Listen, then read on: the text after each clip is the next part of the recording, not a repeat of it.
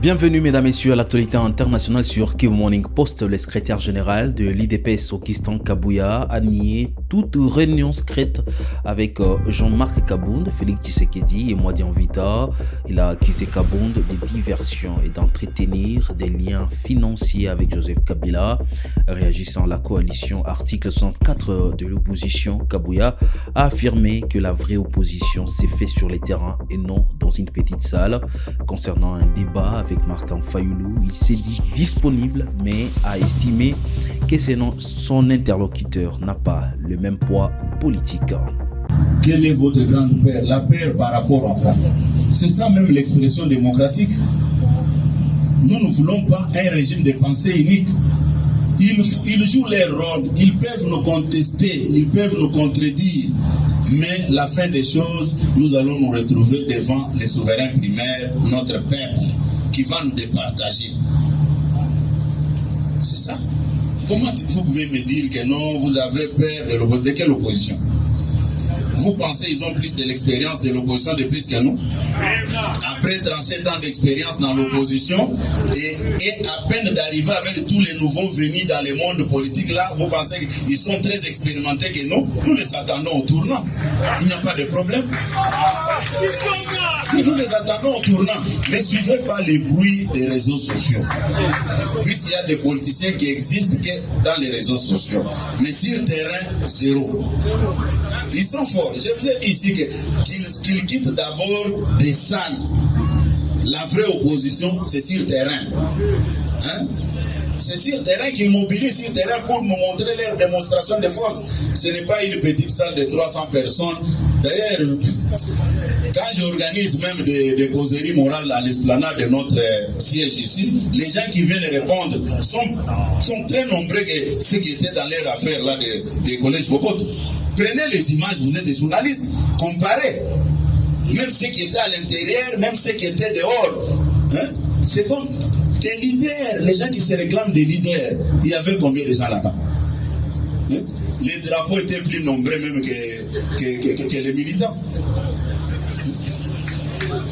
Nous les attendons, nous leur souhaitons bonne chance, qu'ils ne reculent pas. Il n'y aura personne qui va les empêcher. D'ailleurs, moi je vais vous dire, je vais vous révéler un secret. Je n'ai jamais été d'accord qu'on empêche les activités de l'opposition. Nous connaissons comment ça se passe. Moi, tel que vous me voyez là, je sais comment on peut pousser un régime à commettre la faute. Nous connaissons, nous étions tous ensemble.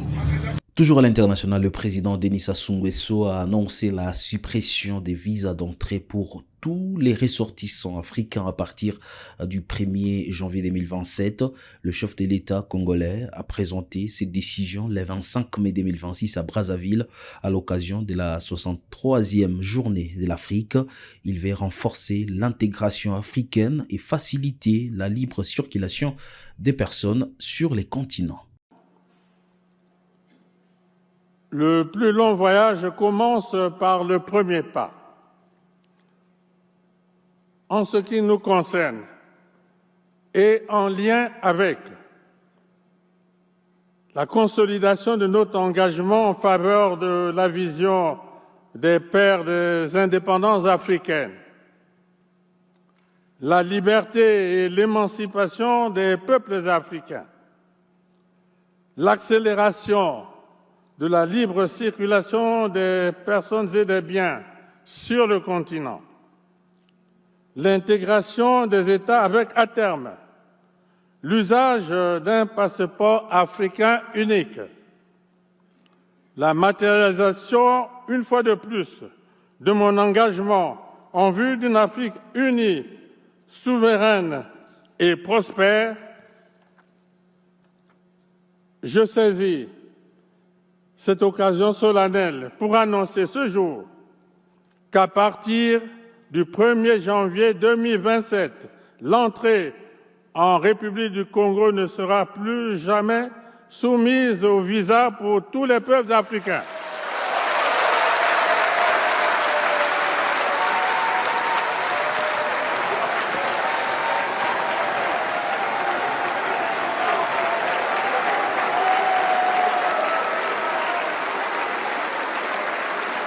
Le nouveau Premier ministre sénégalais Amadou Al-Amou Mohamed Lo a pris ses fonctions lundi, aussitôt nommé par le président sénégalais Darous Diomaye Faye.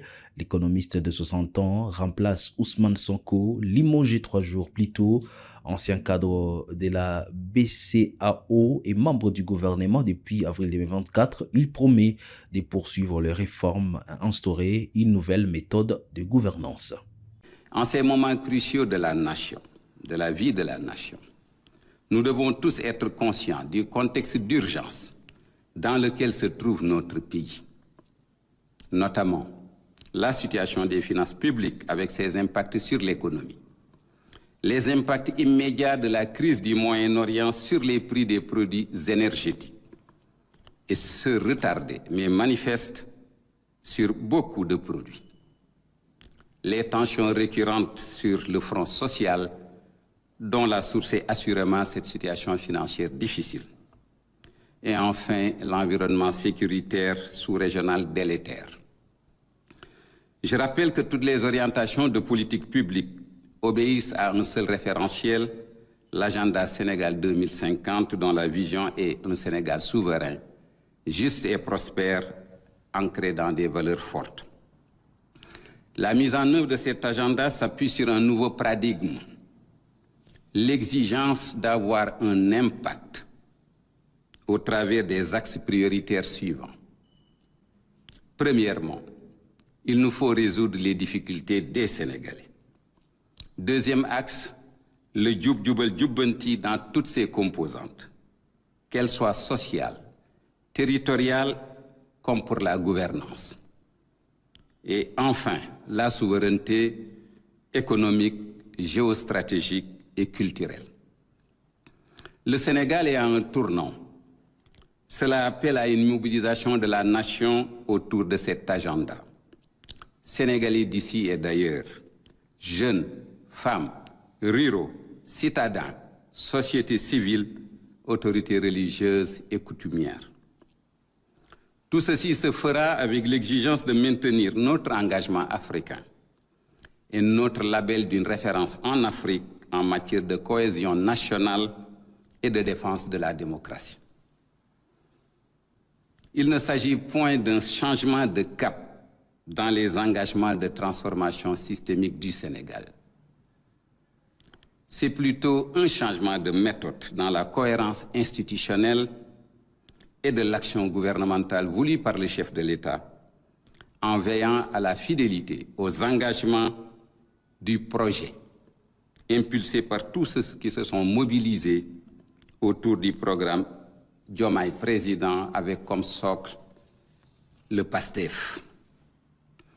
Je voudrais par ailleurs rassurer le secteur privé local, les partenaires techniques et financiers et les investisseurs étrangers. Le Sénégal est un pays sûr et fiable et entend le rester. Cette charge de conduite et de coordination de l'action gouvernementale, que j'ai acceptée avec humilité, mais détermination, repose sur la conviction fondamentale que seuls les intérêts du pays ont toujours guidé les décisions du président de la République dans la marche de l'État. Je termine mes propos en réitérant au président de la République et en formulant l'engagement solennel d'inscrire mon action de conduite et de coordination de l'action gouvernementale dans la loyauté vis-à-vis de son autorité conférée par le peuple sénégalais. Nous restons toujours au Sénégal. Le Sénégal vit une journée politique décisive ce mardi 26 mai 2026 avec une séance plénière de l'Assemblée nationale. L'institution examine d'abord le retour d'Ousmane Sonko comme député après son limogeage du poste de Premier ministre par le président Diomaye Faye. L'Assemblée doit aussi élire un nouveau président après la démission d'El Malik Diaye. Le retour de Sonko est contesté par une partie de l'opposition, dont Aïssata Tall Sall, qui invoque l'article 54 de la Constitution. Reste maintenant le troisième point. Le troisième point, et c'est là où nous devons être les serviteurs du droit. Le troisième point porte sur la réintégration d'Ousmane Sonko en sa qualité de député. Vous avez vu tout le débat que cela a suscité. Nous n'avons que le règlement intérieur comme viatique. Le règlement intérieur est une loi organique qui elle-même se fonde sur la Constitution. Et qu'est-ce qui se passe? M. Ousmane Sonko était Premier ministre du Sénégal. Il a conduit la liste de Pasteur aux élections législatives de 2024. Et il a été élu tête de liste, comme tête de liste avec tous ses collègues députés. Et que disent les dispositions? D'abord, la Constitution. La Constitution, c'est son article 54. Et je vais vous lire l'article 54. L'article 54 dit clairement: la qualité de membre du gouvernement est incompatible avec un mandat parlementaire. Donc c'est clair, quand on est membre du gouvernement, ça va du Premier ministre jusqu'à secrétaire d'État, on ne peut pas être député. Ousmane Sonko, au moment où il conduisait la liste, était Premier ministre du Sénégal. Il a battu campagne, il est Premier ministre du Sénégal. Il a été élu, il est toujours Premier ministre du Sénégal. Donc, sur la base de l'article 54 de la Constitution, il ne peut pas être Premier ministre et député. Or, il a été élu député, il était Premier ministre. Qu'aurait-il fallu faire? Voilà la question. Qu'aurait-il fallu faire?